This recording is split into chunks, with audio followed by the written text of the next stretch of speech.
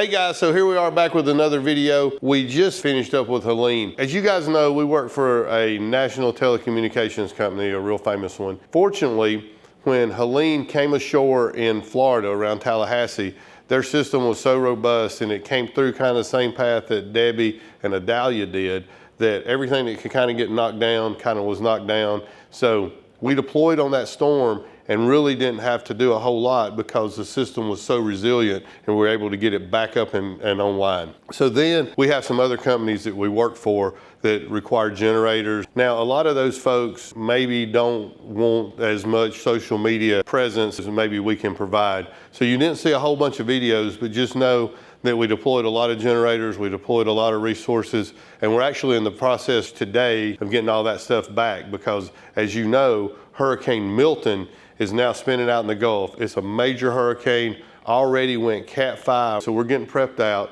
So our plan is to leave early Wednesday morning, and that's what we're getting ready for. And so we're gonna take you along today and give you a little behind the scenes of some prep and what we're doing as we get ready to go chase down Hurricane Milton. All right, so right now I got Paul Cavan with me, and he's been on several hurricanes. I think Michael was the last storm you went on. Tell me about what we got going on here, because we had went on the previous hurricane, and we have the way we store our ice, and we'll go show them, but that's what y'all are getting ready to go do. Getting ready for Milton. I've been on several with the crew before. I haven't gone in a couple of years, so I'm getting ready to gear back up to go on the first one I've been on in a few years. But what we're doing right now is all of our coolers for all of our drinks, all of our ice and all that kind of stuff. Once we get down there and we start deploying out in our trucks to sites and things like that, we've got to have a ton of ice.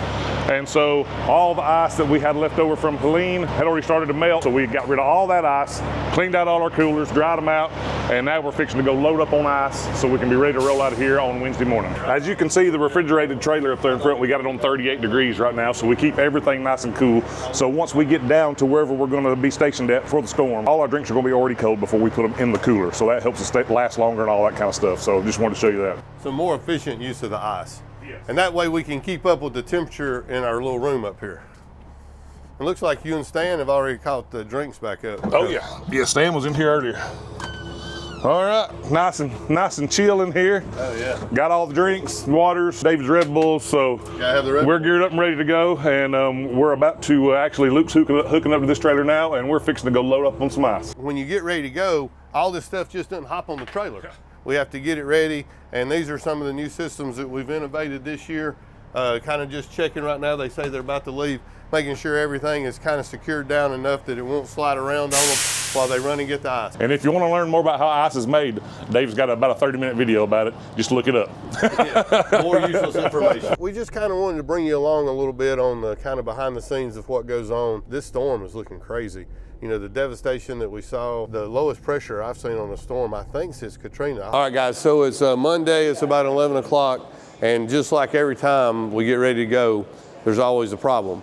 But this time, the problem is that Helene has all of our generators everywhere, so we're having to get some of our other generators. This one's been fine. Before we deploy a generator, we'll take and crank it up, check the fuel filter, the oil pressure, all that stuff, and then we'll put it on a load bank, which puts the generator under a full load and test it. So since we're having to kind of reach back into our reserve of generators and some older ones that we typically don't use, we're trying to get ready to go with that. But that's what happens when you have two storms back to back like this, a couple of weeks away.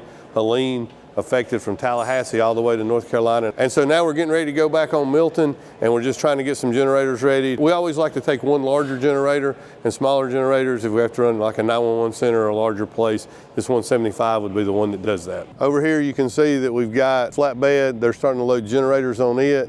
Getting ready to go. That's our long landau. Here we got our next trailer.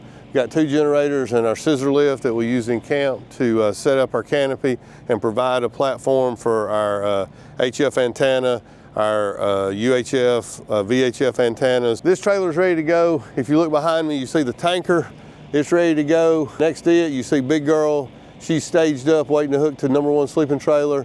And then the equipment trailer is backed in so we can service it and check on everything that it needs. Just kind of getting everything ready to go. It looks like we're going to leave Wednesday morning first thing, and so it's Monday night, so tomorrow we'll wrap up our staging and be ready to head down and check out what I think is one of the most unusual hurricanes we've seen in a long time. Crazy strong storm, and we'll keep you guys posted.